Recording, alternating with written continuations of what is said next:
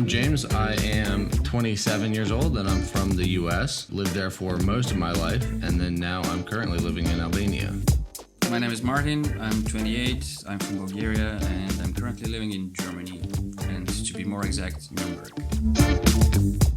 My name's Cameron. I'm 24 from Brighton in England and now living in Valencia, Spain. And this is the Expat Show. Hello and welcome back, ladies and gentlemen, to the Expat Show, where I am Cameron, obviously joined again here with James, and welcome back, Martin. We missed you last week. We did. It's good to be back, man. Yeah, and me and James, we were talking last week. We were a little bit jealous about missing out on some wedding cake. How was that?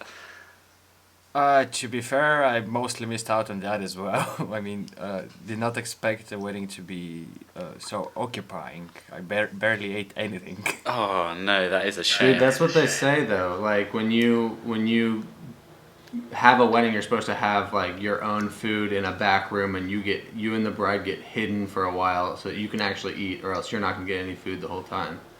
Not on the Balkans, man. It's just no time, and the food is gone by the time you have time. Yeah, that's Thank God we have this tradition where after you cut the cake, the bride feeds the groom, and the other way around, just a small piece of the cake. So I got a taste of the cake. Ah, nice. It's amazing, man. It was amazing. Yeah. Did you keep a piece of it to put in the freezer for another anniversary or something? No. Not really. I mean, it's gonna be a really bad anniversary if we try the cake after that. Do people still do that though? Like freeze the cake and put it in their freezer? Or is that just something I saw on like The Simpsons or something? I don't know. Well, I think. Well, I don't want to say this because maybe they didn't. I've heard my parents talk about it. I don't know if they actually did it, but I've heard my parents talk about it. So I know it's. This is actually the first time I hear about this. So I know that it's possible. In the Balkans, nobody does it. Yeah, well, in the Balkans, you have a 5-day wedding, or a 5-day celebration, so it doesn't matter. Yeah. We went a little bit more American style, so it was a small wedding, a short one, not too long. Yeah. Gotcha. Yeah, but it wasn't actually your actual wedding ceremony last week, though, was it? It was just your celebration back in your home country there. Yes. Yeah, we did make like a ceremony where we signed in front of parents and friends, because technically in Bulgaria, if you want to have a ceremony outside of the local, whatever they're called, buildings for signing in English, you need to do it prior to the wedding anyways. So you go there, sign, and then it's gonna be just a show again. So okay, yeah. We actually signed here in Germany a year earlier. Okay, so it was like we call it a registry office. So that's what you did in Germany, and then you went back to like Bulgaria to do like the ceremony, the party with the friends and family. That's nice. Yeah. And how long had it been since you had been back home? Last time I was in January, and it was basically just doing some stuff for the wedding or some organization stuff. Yeah. And since then I haven't been back home. Yeah, but I bet it was nice to see all those friends and family and things when you did get back there to celebrate and stuff. Oh yeah, definitely. I think this was my best return home yet. I mean, with the wedding and all of the like lifestyle of rich and famous sort of. Technically, we had a wedding at one of the best hotels in Bulgaria, where like movie stars stay from the rank of the Expendables cast. Very nice indeed. That's cool. Very cool. What about yourself, James? Anything interesting happening this week? Well, not related to me, but something kind of funny happened the other day related to Albania, and I've been itching to talk about this. Okay. Maybe you already saw this. In the World Cup qualifying match against France, they played the French national anthem or whatever, and then they played, instead of the Albanian national anthem, they played the Andorra. Oh frick! I messed it up. I think they played the Armenian national anthem while Albania was standing there ready, and then they screwed up big time. And then apparently the Albanian players refused to play until they played their national anthem, and so the guy that apologized to Andorra for playing the wrong anthem. So like, ooh, I missed that one. I don't know. I didn't see any of it. I know they played the wrong anthem, and I don't know about the apology part. That may have just been a story that's tacked on at the end. But like, can you imagine going to represent your nation in a World Cup qualifying match, and there's this Reddit video that pans down the, like they do down the down like the stand, all the players as their national yeah. anthem. Yeah. And so the guys look so confused, and then there's one guy that's just like, his eyes get super wide, and he's like, did they change the national anthem on me or something? Like, Nobody tells me nothing. It's so funny. I'm almost sure the guy that was responsible for playing the anthem was from the Balkans and made it as a joke. I mean, maybe, but that's like a Yeah, fireable offense, isn't it? I don't know. I don't watch enough football. I'm interested to see what will happen when France comes to Albania to play. Like what Albania will do to retaliate. It's gonna be ugly. It's gonna be ugly. At least on the streets, I expect it to be ugly. I'm gonna try to go and make a video about that. So hopefully that'll happen. Just be safe. Yeah, of course. We will stay tuned for that one for sure. Yes, very good, very good. Myself, I haven't really been doing too much this week, although I have been preparing for Madagascar, which is actually where I'm off to tomorrow. So unfortunately, next week, maybe the week after, you guys listening at home, well, you'll miss the sound of my beautiful voice. And you'll just have to put up with James and The Martin. soothing sound of his British accent. I was gonna try to come up with a fancier word. Yeah. That's why we have Cameron to come up with the fancy word. Yeah, exactly. So we'll miss it. I would say it is exquisite and warming and very enchanting. But anyway, Martin and I will get nothing done over the next few weeks. We'll get nothing talked about. but I will try to get some little clips sent over to you guys as well. But talking of trips overseas and weddings, both very, very expensive things in life where you do need money. And what do you do to get money? You get a job, which is what we're talking about today, how to find a job as an expat. Yes, a job indeed. I'm employed. Round of applause for eventually getting there. I don't know how you do it, man. It's always amazing. You gotta go there to come back. It's just in me. It's just in me. But we'll The get Segway King right there. Segway King. Yeah, but there's actually one job that I was considering in Valencia. It's quite popular at the moment, and that is actually Segway tours. Literally, you stand outside of the. I see them all the time. They're standing outside like the really popular tourist hotspots, and it's just a guy there on the Segway going back and forth, handing out the flyers. And I see that they were hiring people, English speakers, things like that. And that was definitely one of the first jobs I considered, but something else sort of came up for me, so I sort of let that one roll on by, as it were. The segue into segues. Segway section right there. Here's your crown. Here's your crown. I mean, James, I think it's safe for us to leave this episode entirely to Cameron. Yeah, I'll just be making. What are we gonna do? What are we gonna do in the next few weeks while you're gone? We're just gonna be like, now let's talk about something else. Yeah, I'm sure you'll manage. Maybe like draw some pictures or something, but I don't really know how that would work over audio. So, yeah, I'll let you guys figure that one out. Thanks for that. But yeah, so finding work as an expat, it was a long and difficult process for me. It took me about 4 months. Are you guys employed at the moment? I think we've touched on it a little bit before. Yeah, I am. I have a full-time job, typical 40 plus hour a week, whatever it is. But then I also make money doing side kind of freelance type things or a little bit from YouTube or stuff like that. But I do have a primary income, primary employment as well. Mm-hmm, mm-hmm. Yeah, I'm also employed, sort of. I'm in the external business basically, which means Whenever there is a project, I work. Whenever there is no project, I wait at home for my company to find a project. Very good.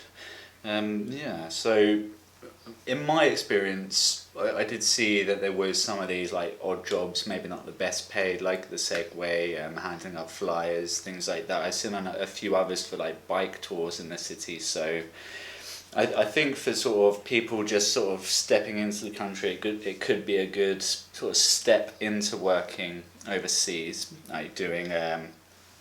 Especially as an English speaker. If you're an English speaker, most places that have any sort of tourism will get you in somewhere to be able to communicate with other tourists because English is such a it's the I don't think this is global applicable language. for Germany though. They would always require German as well, like fluent. Yeah, even in like the more touristy sort of sectors, would it be like that in Germany? Yeah. Yeah. They do care more about the like home tourists than the foreign tourists. Okay, so it's like almost compulsory. And also they solve the problems with audio guides. Basically, in the bigger museums or tourist hotspots, you always have audio guides in English. Oh, okay, yeah, audio guides. Yeah, that's not something that many countries can afford to have, or many tourism organizations can afford to. Actually, it's really cool, especially in the Mercedes Museum. It was amazing because I don't know how they done it, like with NFC tags or something, but as soon as you walk inside a room, it detects which room it is, and it starts explaining the general concept of what's in there. That's super cool. I mean, when I was in, oh gosh, where was I? Amsterdam. I went to the Anne Frank Museum, and there were little panels on the wall. You had to go scan your little listener to. But I can imagine you could just do that with different doorways and just have a scanner and give everyone cancer as they walk through or something, you know. Yes. Definitely employing the doctors there, it seems. Maybe that's deployed to get jobs for people, radiate them as walking through doorways. Yeah. But yeah, so Germany, it seems like you have to speak German to find a job there. I think it's Pretty much. Yeah, it is very, very similar in Spain. I mean, all of the jobs that I did see when I was looking, it was like compulsory to speak Spanish as well as English. But there is also... Sadly, that's the reason why I'm not in Spain. Yeah, I mean, there are the positions for English speakers. They are just very few and far between. I am very, very lucky finding the position that I did in a startup company. It was mostly just sort of searching online and yeah, just like looking on different businesses that are already in Spain.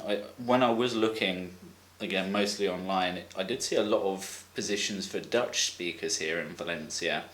There are a lot of Dutch companies where they don't need to speak Spanish either. What's it like in Albania there, James? Do you have to speak Albanian for positions? Honestly, I don't really know, because I came here already with a job. I moved here. I had already been, I mean, I obviously hadn't been hired yet, but I'd already knew I had the job before I got here. I would imagine that most places in the smaller towns you're going to need to speak Albanian. And in the big cities and tourist areas, it's they'll hire you if you speak English, but you'll get given just the English-speaking customers or whatever. So a friend of mine worked at a restaurant, a local restaurant, and he didn't know any Albanian, so he was given the tables that were people that were speaking from other countries that the English was the common language between them and anyone here. Yeah. And it was easier for him to communicate with them, but it was still difficult for him to communicate with some of the rest of the staff, even though, you know, some of the staff is going to know English. But I would imagine for just an average job, you're going to need to know Albanian for the most part. Yeah. I lucked out by being in an English-speaking international organization. Yeah. Yeah. And did you apply for that from the States, and then Well, I wouldn't go so far as to say I applied. I decided that I wanted to live somewhere outside of the U.S. and was weighing my options. Saw a comment on Facebook by a friend of mine, and then he said something about his organization, which I had visited before one time, was looking for someone to do video. Yeah. And so I messaged him and asked for information. He said, "Here's the email of the head of the media department at our organization," and email him. And so when I emailed him, I think it took maybe a week for him to get back, but the first email back was kind of, here's what you would be doing, here's what the salary you would get, here's where you could live. It was basically offering me a job as soon as I emailed him. Which sounds a little absurd until you realize that I had met him 2 years before. And we had chatted about video and stuff, so he already knew I was doing that, and we chatted about making YouTube videos, and he had been watching my YouTube videos since we initially met. Right. So by the time I emailed him asking, "Hey, can I work for you?" he already knew that I was perfectly qualified for everything that I needed to do. And then things like knowing that I was making YouTube videos in my free time, and then doing freelance work, it shows that self-starter, self-motivator sort of thing that you don't always get, you can't always find if you're just looking through paper applications. So the fact that I was able to be mostly successful just independently showed that I could come in here and would do more than just the bare minimum. Yeah. So for you, it kind of seems like you already had a contact in place that you didn't know fully, but you had the connections, and where you are doing other things outside of the typical 9-to-5 work that made that particular employer notice you a little bit more. So when you did, like, say, "Hey, have you got positions?" they're like, "Yeah, this is what we have." So it's more about who you knew and not what you knew, but kind of mixing together. That's cool. So yeah, so for you, it's like connections of people that you already know, which is what made you found the work. What's it like in Germany there, Martin? Is like finding the work culture, is it kind of like who you know and not what you know out there? To be fair, I found the job before I came here, so it was pretty much the same as James. I just didn't have much luck with the company because it got sold and there were changes, so I had to leave the company that I was working for at that moment. And since then, it's been a roller coaster, up and down with looking for jobs. I actually have, I think, 3 or 4 videos on the topic how to find jobs in Germany, like super detailed. You can check it out on my channel. It's for people that don't speak German in general, how to apply. But to be fair, if you don't know people here, it's really tough. Best chance for you to find a nice job is if you know a person that knows a person and will give your CV directly. Because I do want to say, with all my excuses here it is, but most hiring departments here in Germany are full of retards. Right. When it comes to technical positions, they have no clue at all what the position and the person have to do, and they're just reading some random words that they don't have any idea what they mean from the job description. Right, so the companies there are kind of using recruitment agencies that aren't necessarily in the industry that you're applying for, so they don't really know what to look for? Not only agency, like even hiring people inside the company are not the human resources not trained to understand what, for example, the person in this department has to do. They just read like different programming languages and ask you, do you know them? Yes, okay, that's it. Today I actually saw 3 different positions in the same company, and they had the exact same description. It was just for 3 different positions. Right. Yeah. How different were the positions? Were they like extremely different, or were they kind of in the same department? Well, yes and no. So let's put it this way. I am in the testing field of I test software. So a testing position is in my eyes is super different from a developer position, but they use the exact same criteria for both, which makes no sense to me. Absolutely not. So it seems you're in a very specialized sort of position. Maybe not everyone that's listening to this podcast have such specialities as yourself. In Germany, would you say it would be easier to find like a customer service kind of role other than like a engineering or specialist tester position? I mean, I've worked a lot of different things because in Bulgaria you don't have that much freedom to choose what exactly you do because you need money. Right. I've worked on projects for quality control in eBay or SEO optimization for eBay, and I've worked with car terminals. I've worked in the automotive industry. I can do everything. The question here is in Germany they don't accept this. They want you to specialize in a certain field and just stay there, and that's it. Yeah. Okay.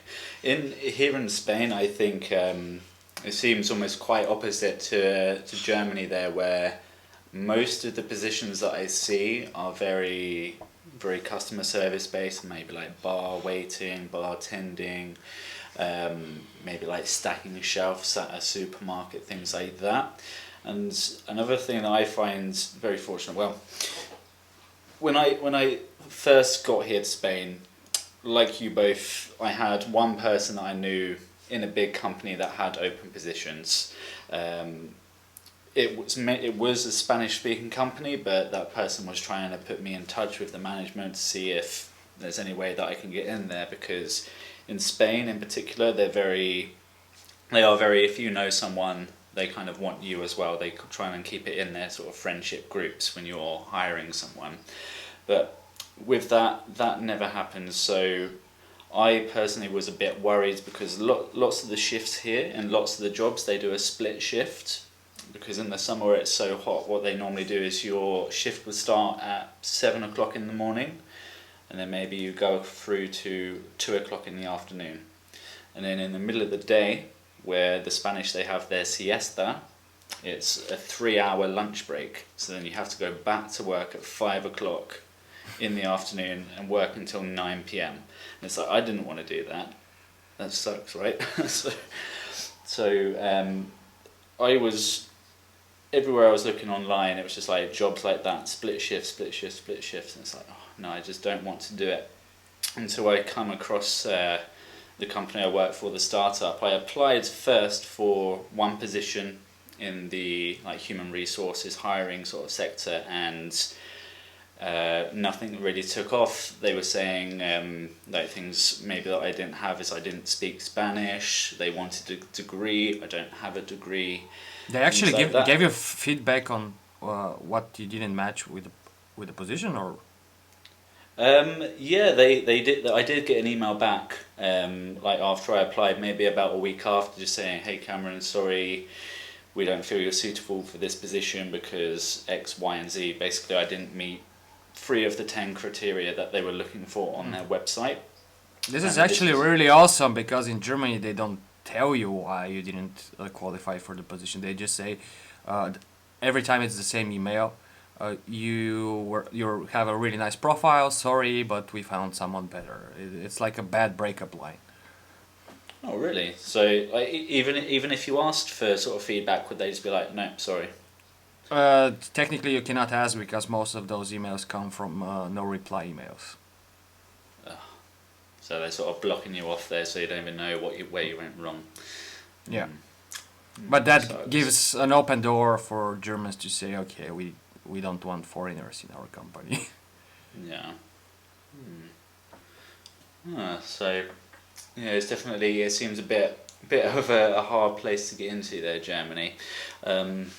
Yeah, with where I am now, after all of that being rejected, and I was like, oh great, this company's got really high bars that you need to sort of break to get through. So it was like another month and a half later. I'd been in Spain 3.5 months at the time. My savings were going down, and it's like I was starting to panic, like, oh, maybe I need to go back to the UK because I can't find work.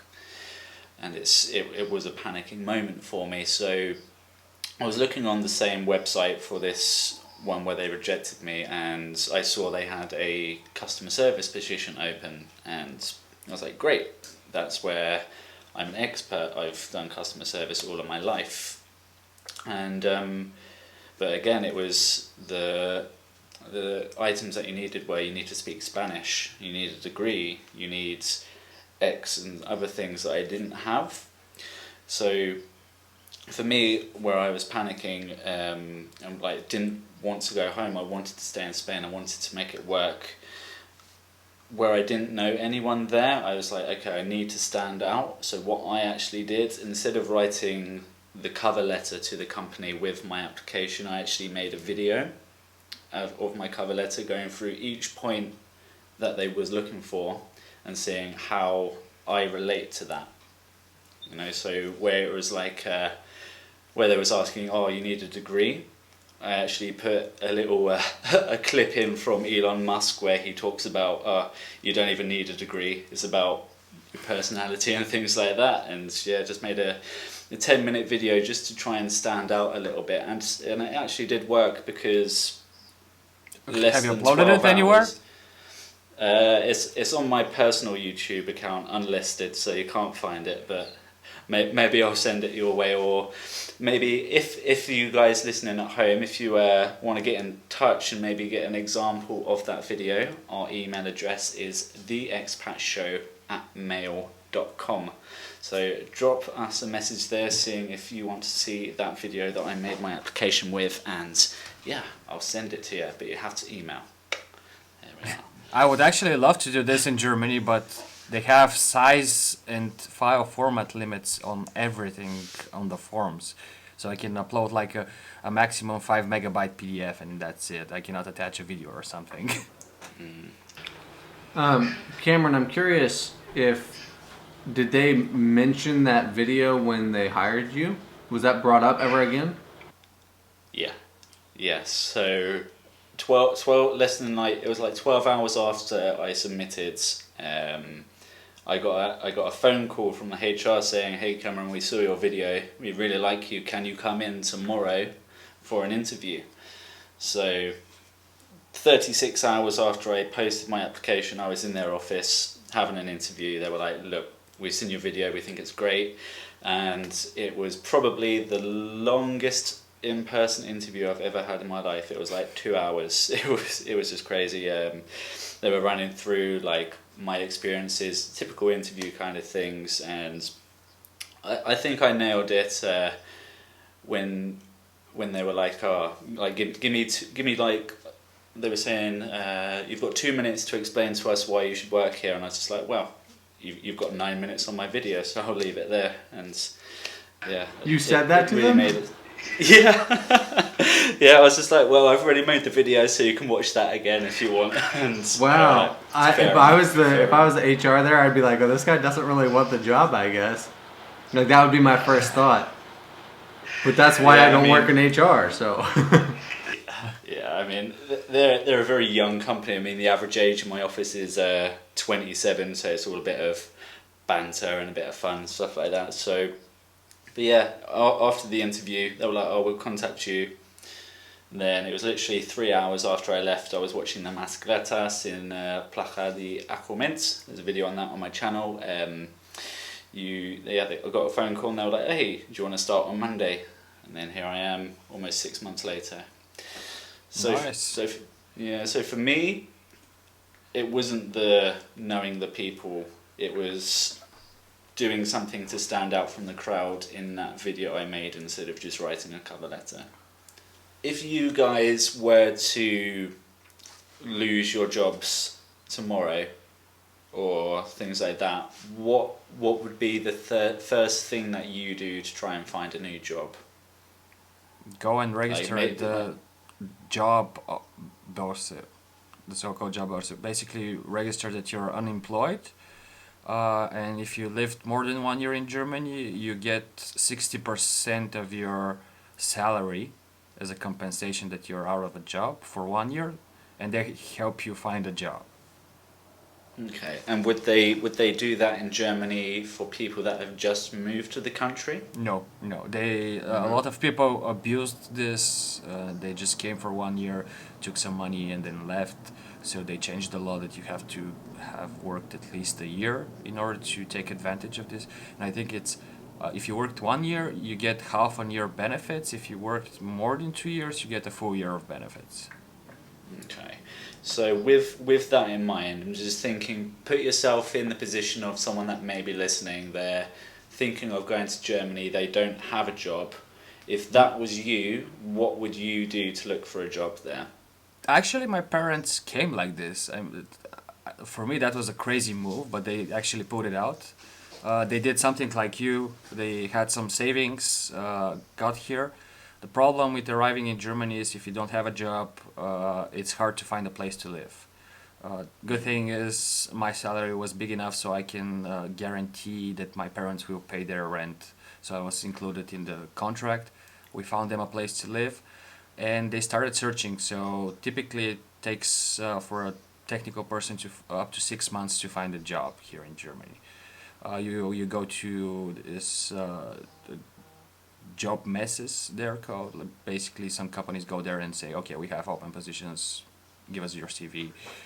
You apply online. There are multiple websites. As I mentioned, all of this is in details in a couple of videos on my channel. So if anyone is interested, they can check it out, like really detailed listed stuff with the links to websites and how to prepare your CV and everything, because of course Germans have a German format and they don't use the European format for CVs. Right. Yeah. And they require photos. Oh yeah, that's what I was literally just about to say. In Spain, everyone on their CV has a photo of themselves. I hate that, but I have a friend. She's a HR in a big company here in Germany. Like, I'm not gonna mention it, but it's famous all over the road. Anyways, she said if you send a CV without a picture, there is a 98% chance they will just throw your CV in the trash can just because it doesn't have a picture. Which for me, it's a bit of a discrimination, but that's another topic. Well, it also could be because you can't follow directions. You know? You don't want to hire somebody if they're not going to follow their directions. Like Cameron making a video. I don't want to be judged on how I look because, I think I mentioned it in previous episodes, I've had a lot of problems with my looks because a lot of people associate me with some sort of Eastern European criminal. Right. So in the act of not putting on your photo, you're going to get discriminated, and then when you put it on, you're going to get discriminated anyway. Yeah. It's very, very backward system. Let's say the chance with a photo is 50-50, so it's still better than 98% chance of being removed. That's true. So James, what would you do if you lost your job tomorrow? What would you do to find a new job? I was trying to think about this as Martin was answering, and then when you presented him with the other side of it of like if someone else was moving there, and I don't know what I would tell someone else if they're moving here, because for me, I've established myself enough here as a photographer and videographer. I could walk into a lot of different places and just be like an offer to video, you know? If I lost my job, I would spend more time making YouTube videos and be able to make, you know, half a month's salary from YouTube. And then I could go and just offer to help film weddings or take photos at weddings and make the other half and then some, you know? Yeah. So for me, it really wouldn't be that difficult. And again, it all comes from like working my butt off on doing like what were just personal fun hobby projects, but then now have gotten me to a point where, you know, I'm known enough that I've had people message me on Instagram asking me if I wanted to work for them to edit videos and stuff, and I'm like, no, I already have a job, like can't go take on your full-time job of editing music videos. And so like I don't think I would have that much trouble finding something, but that can't relate to anyone else trying to move here, you know? Which is unfortunate. It's not very helpful. Yeah, I do have a question, James. So, for example, let's say we are looking for a job for me in the technical field, software development and stuff like that. In Albania? Yeah. Is there a chance? What? I'm sorry. What was your question? Sorry, I just had to get over the laughing part of you theoretically talking about hypothetically moving to Albania. Yeah, I mean the chance is slim, but still, like, is there a town where, for example, you have tech companies that are situated? So, let's say that I would focus on searching in jobs in this particular town. I would just say in Tirana, in the capital city, because that's where everything's the most developed. There are other cities, but I mean Tirana. I was there last weekend for an evening, and it was just there were certain things that it was just weird. I didn't feel like I was in Albania because it's progressed more and it's more I guess westernized kind of. But and then I'm talking to friends and they know people that have certain jobs in certain areas that I don't know if those areas even really exist in Pogodet so much, just because it's just like we don't have a market big enough for that sort of thing. You know, so if someone just wants to move to Albania and they have a skill set and they just want to find a job with that skill set, yeah, sure, go to Tirana. But if you have, So it's pretty much like in Bulgaria. It's everything is centered in the capital, and yeah. this is I'm something sure- I'm struggling to get used to here in Germany, because it's totally the opposite. They have split all of the business all over Germany. So you have 5 big companies in this town, 5 big companies in the next. They even split like big companies into small villages. Right. So if you lose your job in Nuremberg, you could go to Berlin and find a job doing almost the exact same thing. The problem is I have to relocate. This is something I'm not used from Bulgaria, because if I lost my job in Bulgaria, I know there are plenty, because I was living in the capital, and Right. I can find in a week another one. Yeah. I think lots of the jobs here in Spain are in the main cities. Like the first village I was living in, Villar del Arcebispo, at least an hour's drive, no public transport from there to Valencia.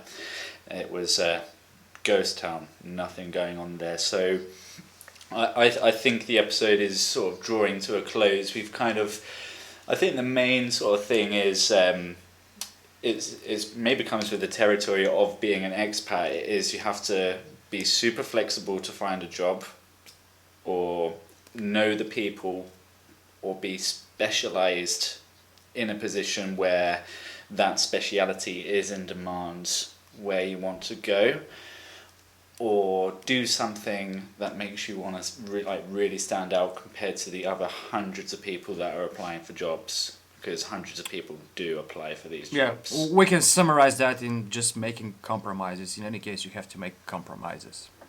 I feel like one of the most well, how do I say this? One of the best ways is going to be just knowing people, and obviously you don't know anybody until you go there, but like I would not recommend to anyone that I talk to say for them to find a job before you necessarily find a job before you move to Albania. If they're an American, they can stay in Albania for a year before they have to have a residence permit or something. I think that it's a full year you can be staying here. So what I would tell people is come into Tirana and look for a job. And meet people, just network, just apply for stuff, because eventually someone will know someone that says, oh, hey, this job would be perfect for you. But especially in Albania, if you're living overseas and trying to find jobs on the internet, you're not going to be able to find anything. Yeah. No. But that works only when you move from the west to the east. When I moved from the Balkans to Germany, I had to take a loan because I just couldn't afford even the deposit on my apartment here. It was crazy. So I needed to have directly a job, and I still struggled to survive the first month until I get my first pay. Cameron, for you in that regard, moving from what seems probably, I don't know exactly, but probably a equally developed country, from one equally developed country to another, which way would you have leaned in what Martin and I are talking about? I would say I would agree a lot more. It's got to be networking, knowing the people. In Spain, lots of the positions on the website, mostly that I've seen, are government positions, and the way it works for them. For example, my girlfriend, she works in the like outdoor industry and the environmental protection, things like that, like fire protection, things like that.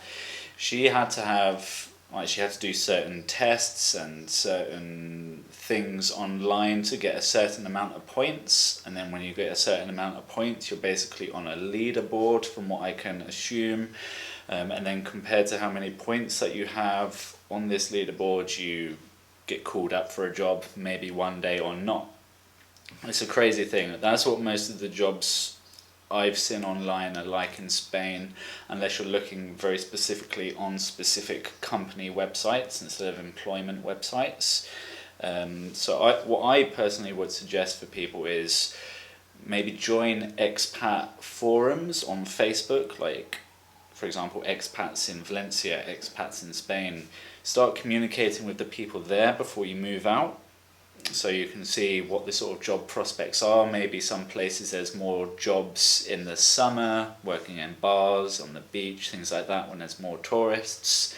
Just communicate with the people. Make sure you have enough money when you do move over that you can survive without a job for at least 3 to 4 months, because you don't want to have 1 month and then back home you go to live with your mum. It's not quite enough time to let anything develop. Yeah, so make sure you've got that savings, and then just go out there, like go into bars, see if they have jobs, look on every single company websites if they've got positions going, and it's just searching. And if you can do something on your own working online, you just go for it, so like we're trying to do on the podcast here, maybe one day this will be a source of income for us all, so knock on wood. Be flexible, meet people, things like that.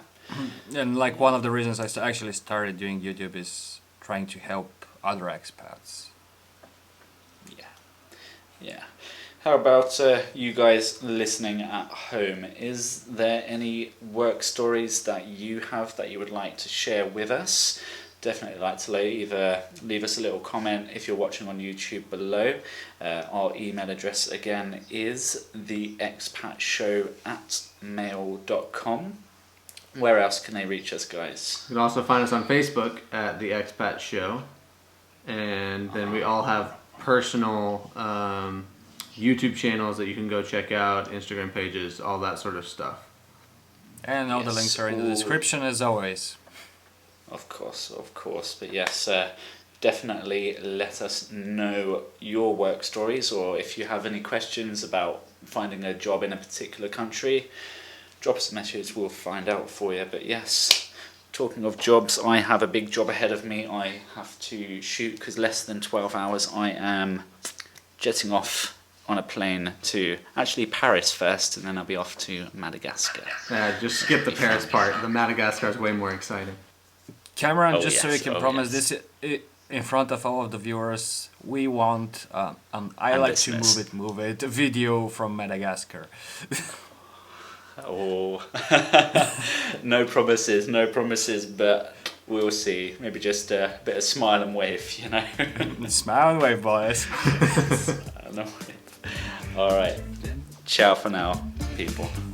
Adios, amigos.